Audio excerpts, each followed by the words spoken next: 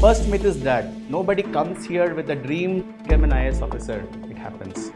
Hard work, 16 hours, 18 hours, 20 hours. Is it required? Really required? I don't think so. You need not be the topper of your class, topper of your batch, gold medalist in your degree. No. That is nothing to do with your civil service preparation. There will be 4 people who will say, right, good, better, you will become an IAS officer, good. There will be another 4 people who will always say, बेकार के काम कर रहा है वो.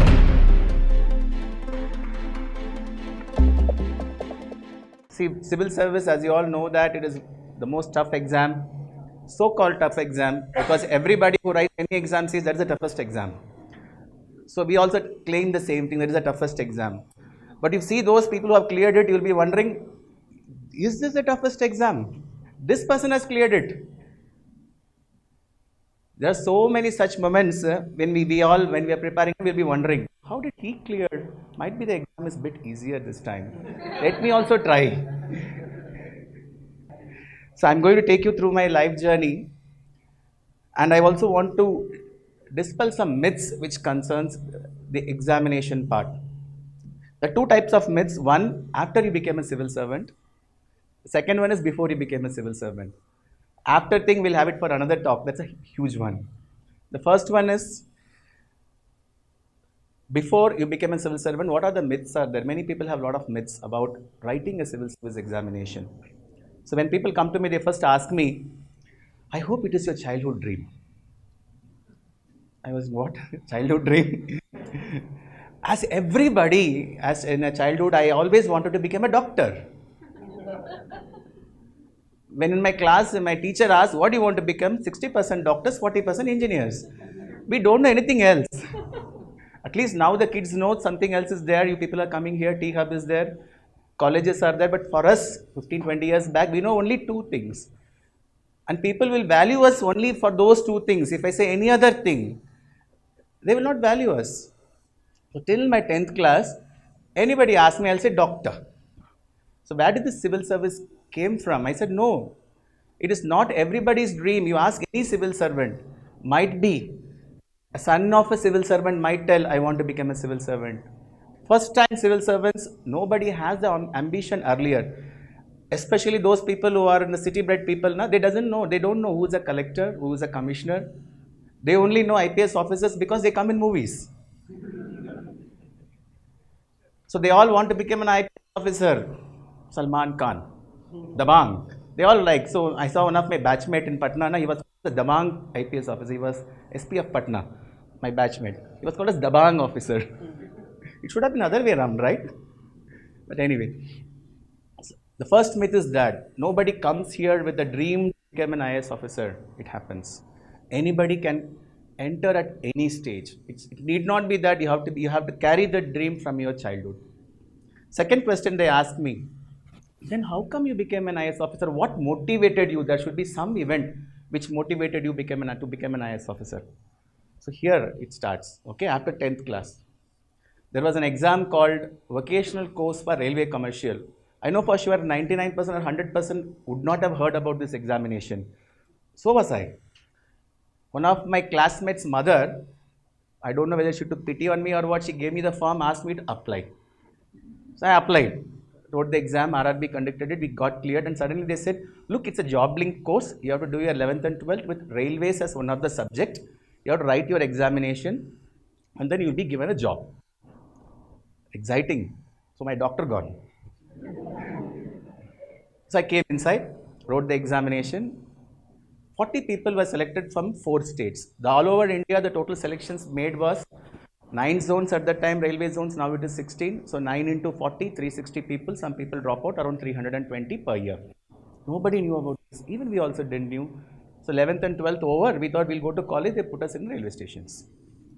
17 years, I was 17 years when I took up the job in railways.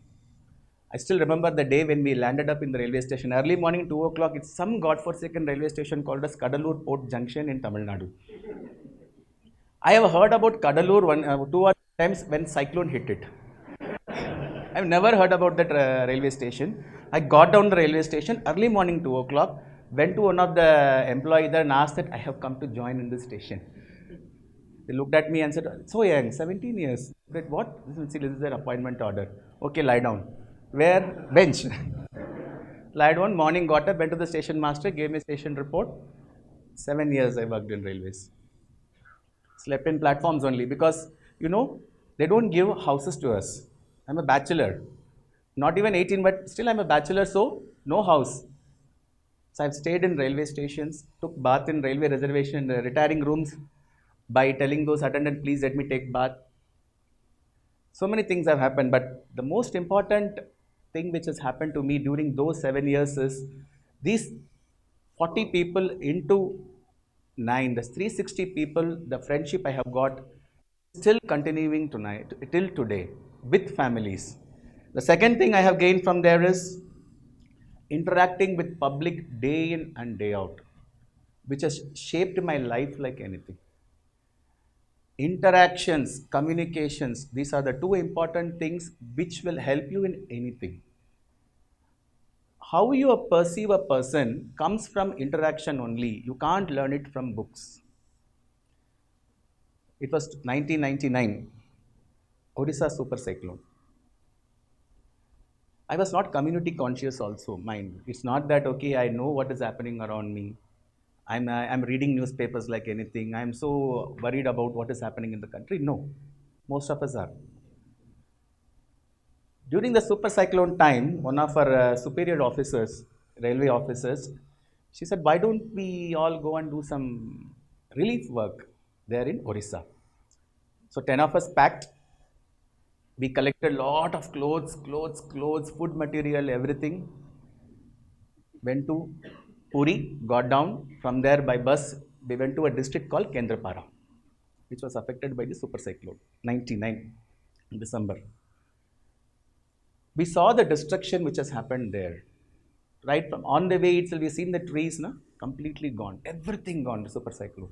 I've never seen such things. It was an eye-opener for people like me who have not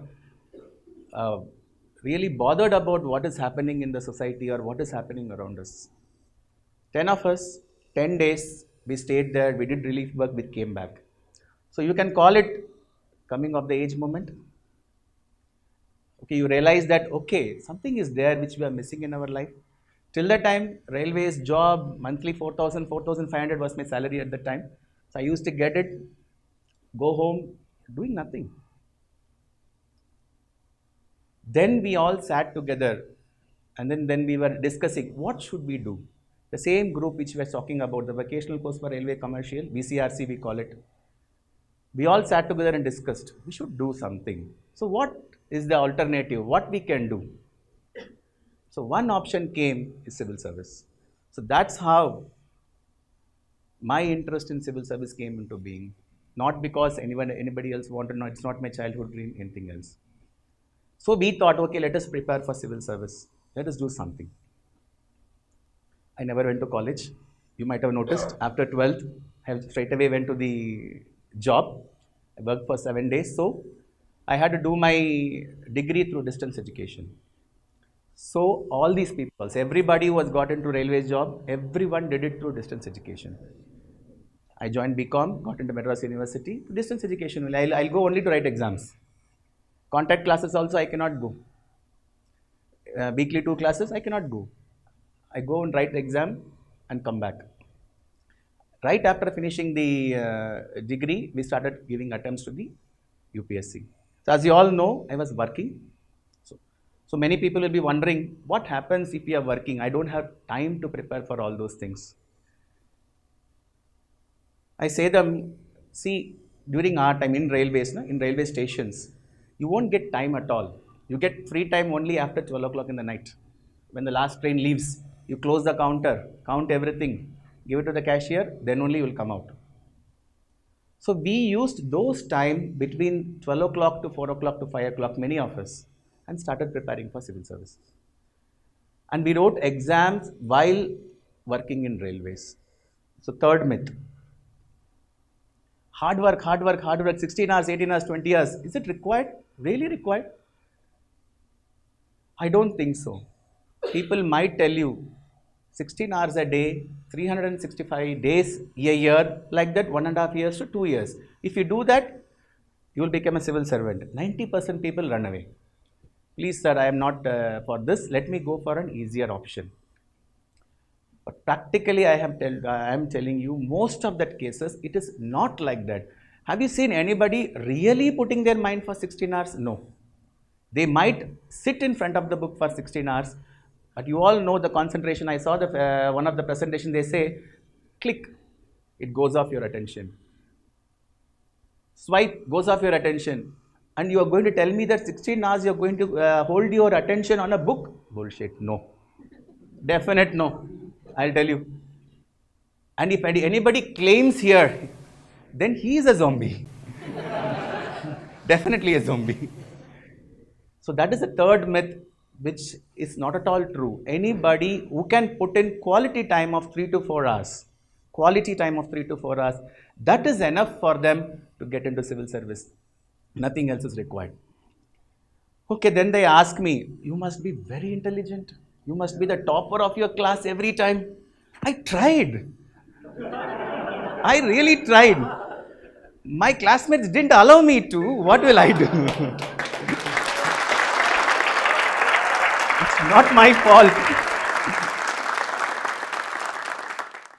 But still I cleared civil services. It has nothing to do with that. You might have gone to the wonderful college in the country. Yes, railway station. Wonderful college. I have learned so much. Nobody can ever teach me all those things.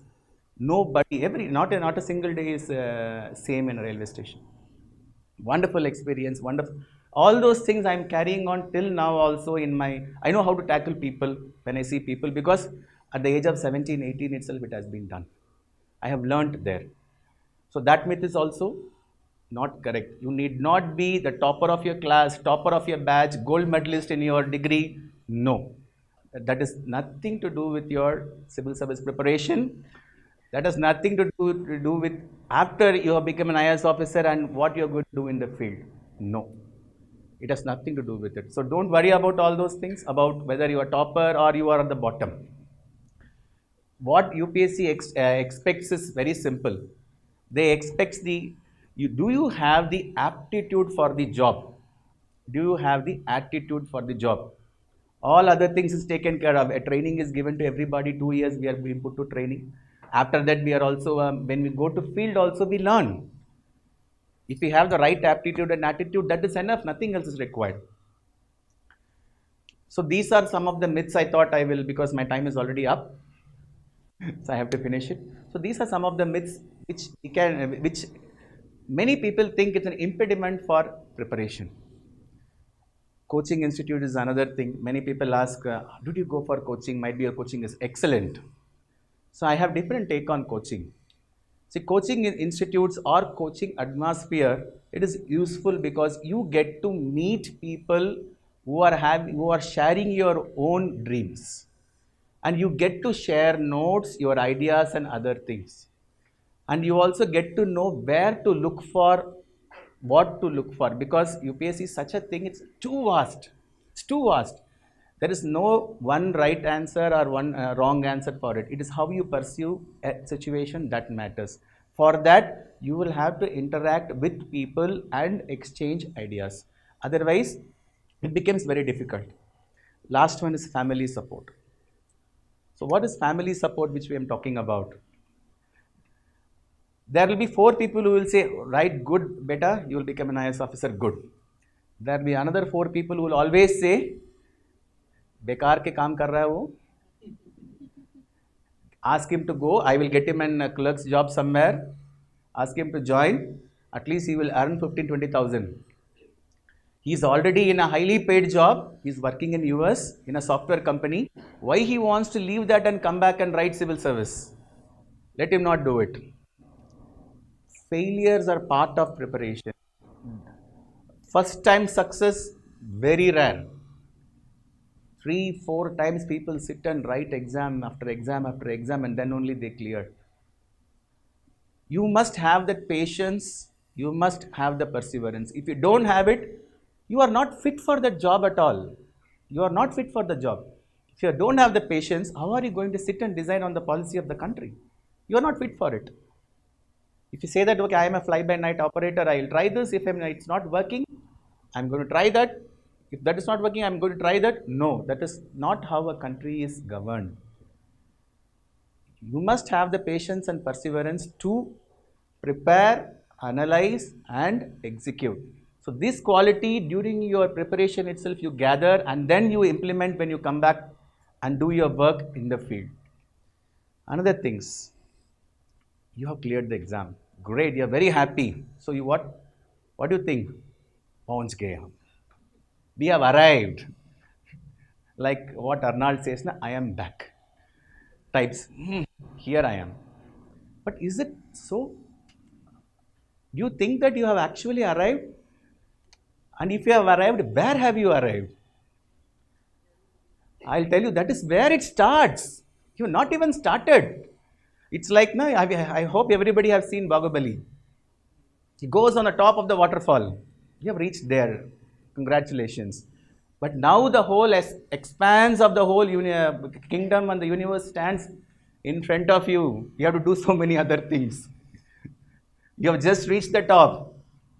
And from there now you are seeing everything. You have not even started your maiden steps. So you must not think that entering civil service is your aim or your goal. Doesn't help. Your goal should be something else. This is only an entry point for you. If you have that thought in mind, I'll tell you will definitely excel in whatever you do. Thank you very much. Tell us what you think about this video and don't forget to like, share and subscribe.